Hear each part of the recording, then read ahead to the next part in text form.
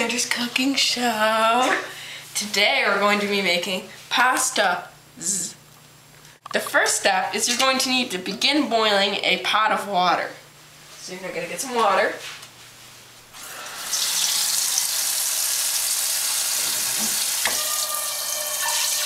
I always like to rinse out my pot before I put it in the oven, just to make sure there's nothing else in there.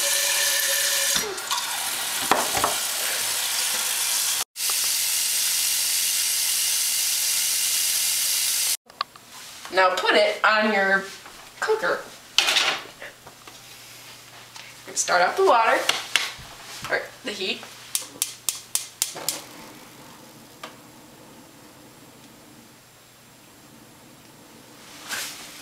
And you're going to also want to put some salt in the water. It'll add a little bit of flavor, and it'll also help from the pasta to not stick.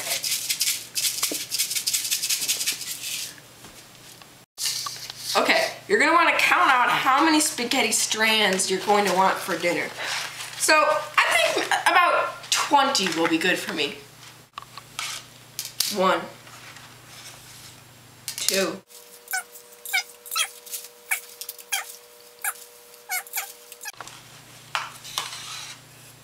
132, 133, 134, 135. Spaghetti is a nice thing to bring the wonderful Italians together, you know. And you can put so many different things on spaghetti. You can add almost anything to spaghetti. And there's so many different kinds of spaghetti. Like, there's whole wheat spaghetti, not whole wheat spaghetti, spinach spaghetti, and many more. And you can put all kinds of things on it, like, what's it called? Fettuccine Alfredo. That's good. But you can put almost anything with your spaghetti. And it's a nice thing, I think. You know, when you're having a nice gathering, you know, you can put out your spaghetti and everybody's gonna want some because, you know, it's so good. This is a Cini di Pepe. Now, this is an extremely small pasta. Do you see that? This probably does not expand much. I'm not exactly sure, but we're gonna find out. So, this is nice. Ziti, this is one of my favorite pastas. It's just, instead of having to eat these long, thin strands, you can just pick something up.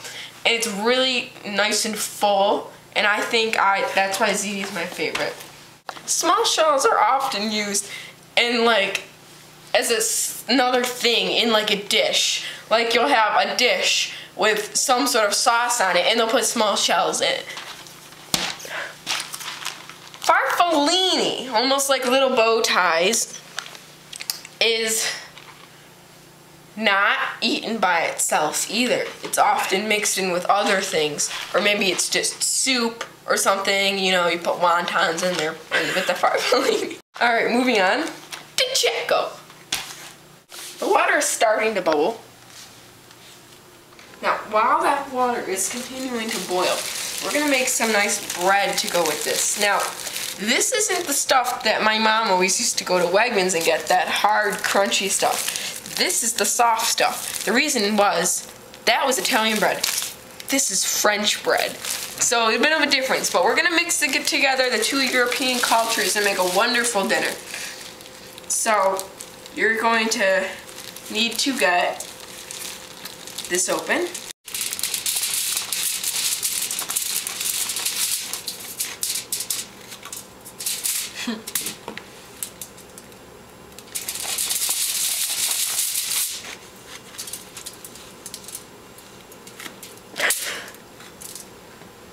Look at how thick it is. It's like a cake.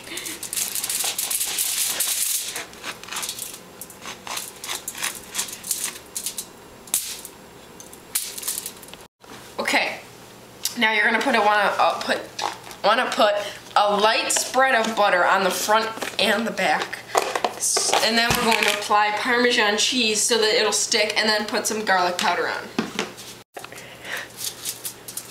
Just a light spreading of butter on each part. that. That's nice.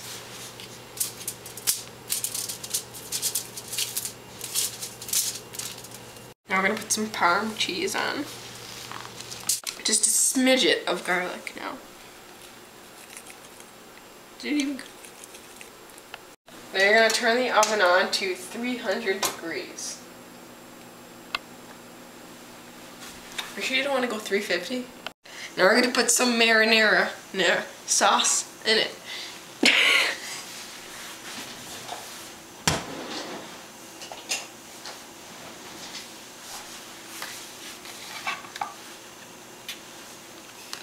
I get this.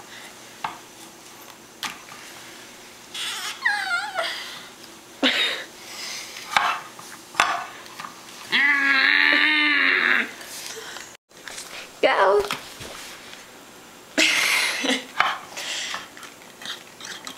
What? How did... Plum, plum, plum. Now put the sauce on.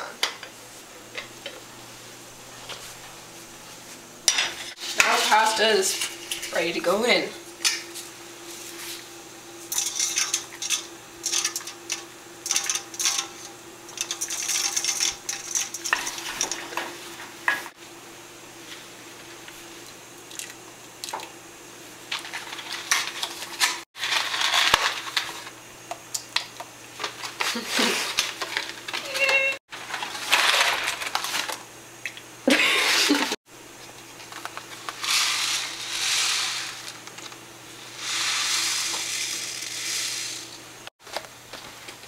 Lovely.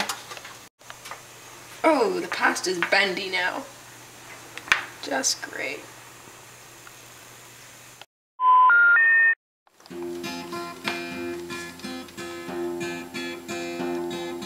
Yesterday, all my troubles seem so far away. Now it looks as though they're here to stay. Oh, I believe in yesterday.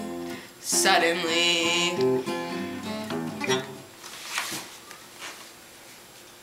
my pops taught me a good way to see if pasta's done is to throw it at the fridge. It's stuck, so that means it's done.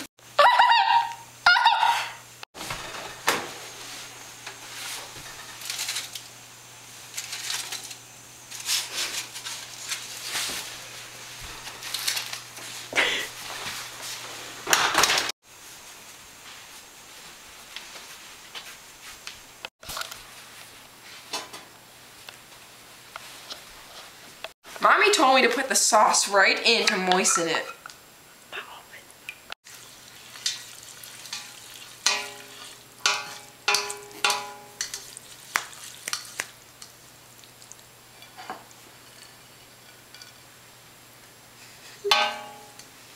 Now I'm gonna get a little extra sauce.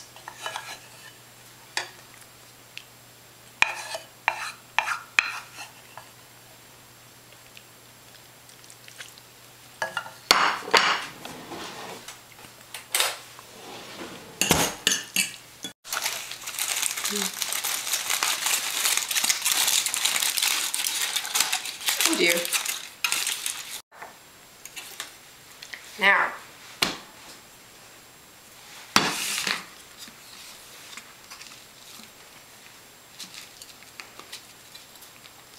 alright, now I'm gonna sit down with my family and eat. Alright, now I'm with my family and I'm ready to eat. I'm gonna first take a bite of this garlic bread. Now, you can see the nice wonderful color from the bread. Now, it still is not crunchy, but that is the Frenchness of it. So I'm gonna take a bite.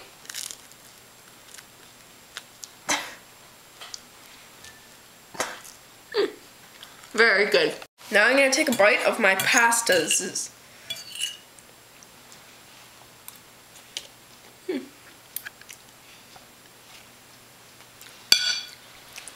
Quite good. Got that traditional pasta taste.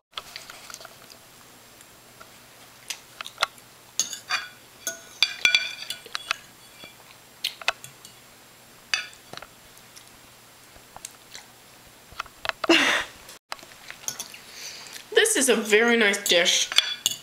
And I like to have this at Christmas and Thanksgiving. It's one of my favorite things to have, the pasta.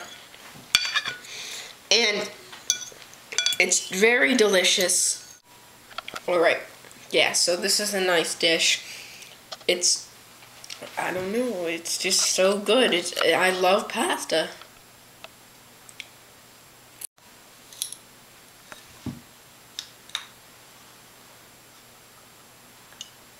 Oops.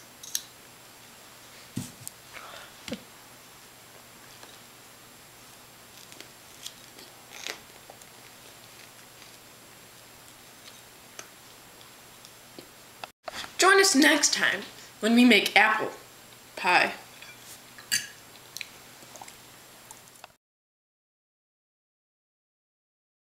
Delete that part. Small shells often used in, like, people put them in sauce or this you cannot really see, but this is alphabet soup.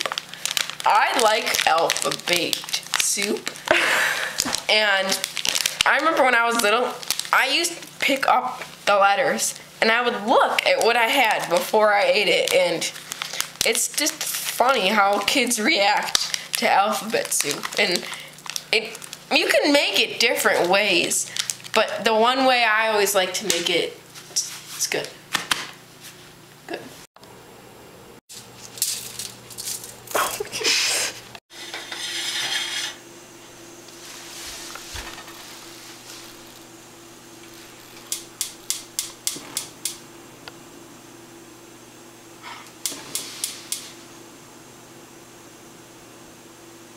How long? What are the dimensions? Now we're gonna add some random things. Can it stay like that? Oh, now we're gonna put the bread in.